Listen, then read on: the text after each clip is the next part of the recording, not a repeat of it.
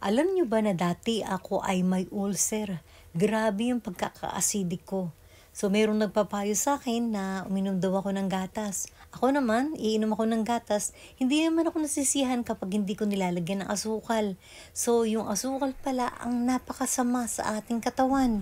Katulad nitong ginawa kong pagpapreserba ng cucumber at saka ng sili at saka ng bawang.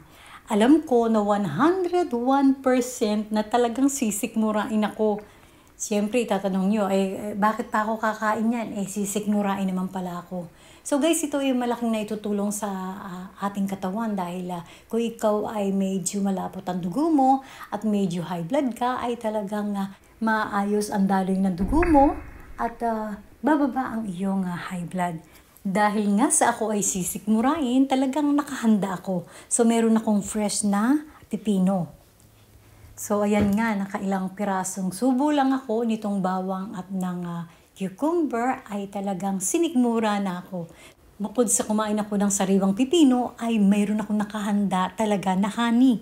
So, kung wala kayong honey is hot apple pie ay talagang napakaganda. Nai-interrupt kagad ang sakit ng sikmura. Ang apple pie din kasi ay may honey yan. Kaya kung ikaw ay may acidic, may ulcer, talagang isang kutsarang honey sa araw-araw ay makakatulong sa acid, sa ulcer, sa ating katawan. Talagang maganda ang honey. At hindi nyo namamalayan, katulad ko, talagang hindi ko namalayan na wala na pala akong ulcer, na wala na pala akong acid. Sa bagay tayong lahat ay may acid.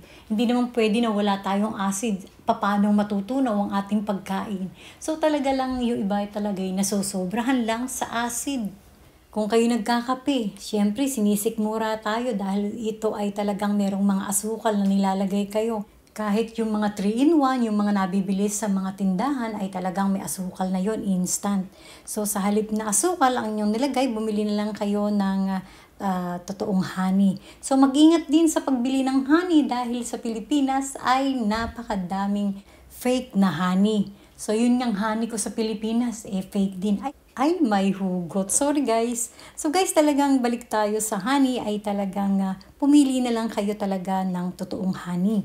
So, siyempre, itatanong nyo naman paano ang pag-inom nito. Sa umaga ba, sa tanghali ba, sa gabi ba?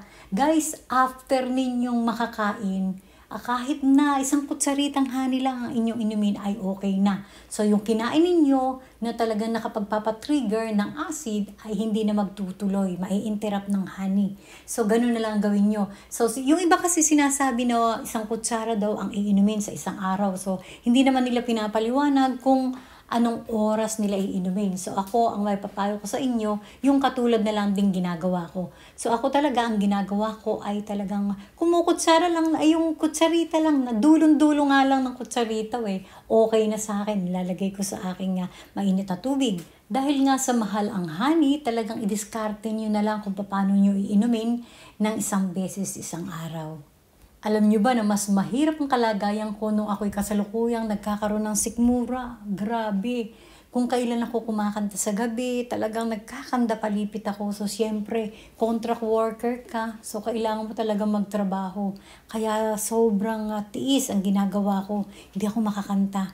So, guys, itry nyo talaga yung honey at talagang napakaganda.